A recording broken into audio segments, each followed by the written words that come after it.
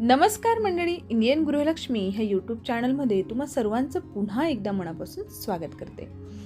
तर आज मी तुमच्यासाठी शेंगदाणा, तीळ आणि थोडीशी जवस घालून केलेली सुक्या मिरच्यांची चटणी घेऊन आलेली आहे। अगदी वर्षभर टिकणारी चटणी आहे, फ्रीजमध्ये न ठेवता। तर खानदेशात ही चटणी वर्षभर टिकवली जाते आणि आपल्याला जेव्हा भाजीला काही सापडत नसेल किंवा न्याहारीला म्हणजेच नाश्त्याला भाकरीसोबत, चपातीसोबत, भातासोबत ही चटणी खाऊ शकतात। खूप छान लागते, खमंग अशी चटणी तयार होते। तर मंडळी, व्हिडिओला सुरुवात करूयात। सर्वप्रथम तुम्ही इथं बघू शकतात मी सुक्या मिरच्यांचा वापर केलेला आहे। ह्या सुक्या मिरच्या मी थोड्याशा तिखट घेतलेल्या आहेत आणि थोड्या मीडियम अशा तिखट घेतलेल्या आहेत, म्हणजे जास्त तिखट बी घेतलेल्या नाही आहेत। तुम्हाला जर जास्त तिखट आवडत असेल तर सगळ्याच मिरच्या तुम्ही तिखट वापरू शकतात, पण अशा जर मिक्स म्हणजे थोड्याशा मिक्स मिरच्या जर आपण वापरल्यात ना तर चटणीला अजून थोडीशी चव वेगळी येते। तर अशा प्रकारे जर तुम्ही साधारणतः मी इथं 2 वाट्या भरून मिरच्या घेतलेल्या आहेत, त्याच्यानंतर ह्या छोट्या वाटीच्या प्रमाणात 1 वाटी शेंगदाणा घेतलेला आहे, अर्धी वाटीपेक्षा थोडी जास्त तीळ घेतलेली आहे आणि अर्धी वाटी जवस घेतलेली आहे। यामध्ये तुम्ही प्रमाण कमी जास्त करू शकता, तुमच्या आवडीनुसार प्रमाण इकडे तिकडे होऊ शकतं। त्याच्यानंतर महत्त्वाची गोष्ट म्हणजे मीठ लागणार आहे, एवढेच पदार्थ लागणार आहेत। त्याच्यानंतर सगळे जिन्नस आपल्याला व्यवस्थित असे भाजून घ्यायचे, जास्त भाजायचे नाहीयेत, त्यात थोडासा ओलसरपणा असेल तर तो निघून जाईल। तर सुरुवातीला मी इथं शेंगदाणे भाजून घेत आहे, कमी गॅसवर व्यवस्थित शेंगदाणे भाजून घ्या। शेंगदाणे भाजून झाल्यानंतर त्याला थंड झाल्यानंतर त्यातले जे शेंगदाण्याचे टरफले असतात ते काढून घ्यायचे, जेवढे काढता येतील तेवढे काढा, सगळेच काढायचा हट्ट करू नका। तर अशा प्रकारे शेंगदाणे काढून झालेले आहेत, ते मी एका ताटात काढून थोडंसं थंड व्हायला ठेवायचे आहेत। त्याच्यानंतर जवस आपल्याला भाजून घ्यायची आहे। जवस टाकून ही चटणी जर तयार केली खूप पौष्टिक होते आणि चवीला सुद्धा छान लागते। जवसचं महत्त्व काय आहे तुम्हा सगळ्यांना माहितीच असेल। तर अशा प्रकारे जवस भाजून झालेली आहे आणि तिला सुद्धा आपल्याला बाजूला काढून घ्यायची आहे। त्याच्यानंतर त्याच कढईत मी तीळ घातलेली आहे आणि तीळ सुद्धा भाजून घ्यायचे आहे। तीळ भाजायला जास्त वेळ लागत नाही। तीळ भाजत असताना सगळ्यात महत्त्वाचा पदार्थ चवीला म्हणा किंवा त्यात थोडंसं चव बदल म्हणून थोडंसं मी याच्यात जिरं घातलेलं आहे।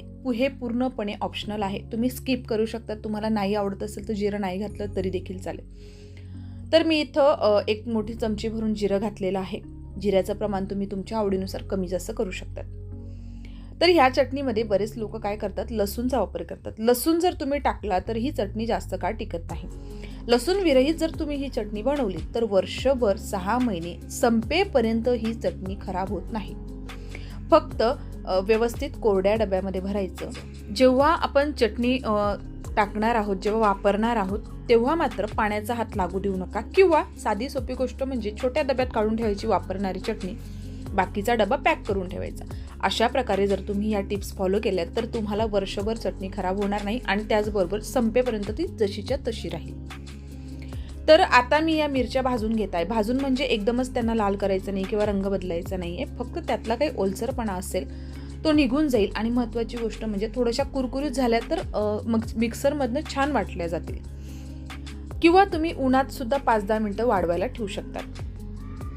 तर अशा प्रकारे सगळे साहित्य भाजून झालेले आहेत। मीठ इथं महत्त्वाचं आहे, मीठ थोडं जास्त झालं तरी सुद्धा काहीही होत नाही, चटणी वर्षभर टिकायला मदतच होते। मिठाचा खूप मोठा रोल आहे याच्यात। तर अशा प्रकारे कुरकुरीत खमंग असे पदार्थ भाजले गेलेले आहेत।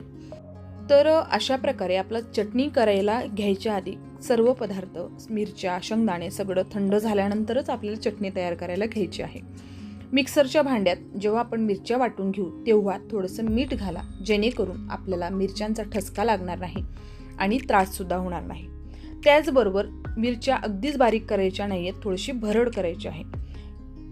तर अशा प्रकारे जर भरड केली नंतर सगळे पदार्थ मिक्स झाल्यानंतर एक फेर आपल्याला फिरवायचं आहे, तेव्हा चटणी व्यवस्थित होईल।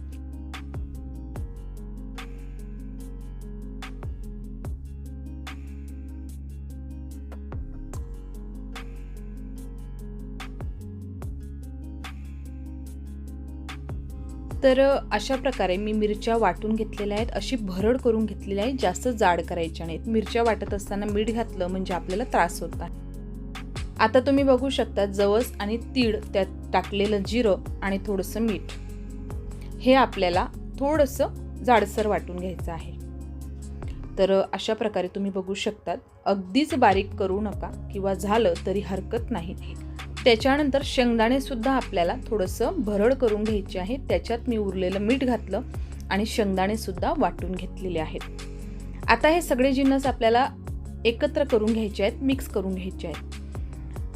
याच्यात आपण भरड केल्यामुळे काय झालं की सगळे पदार्थ व्यवस्थित वाटले जातील. जर तुम्ही मिक्सरच्या भांड्यात मिरची, शेंगदाणे, तीळ, जवस एकत्र वाटली ना तर मिरची कुठे कुठे बारीक राहते किंवा शेंगदाणा, तीळ अगदीच बारीक होतो. ती मिरचीचा थोडासा अधिक ओलसरपणा आपल्याला दिसतो आणि गोळा तयार झालेला दिसतो. तर ह्या पद्धतीने जर तुम्ही चटणी केली ना तर चटणीसुद्धा व्यवस्थित सुटसुटीत आणि मोकळी तयार होते.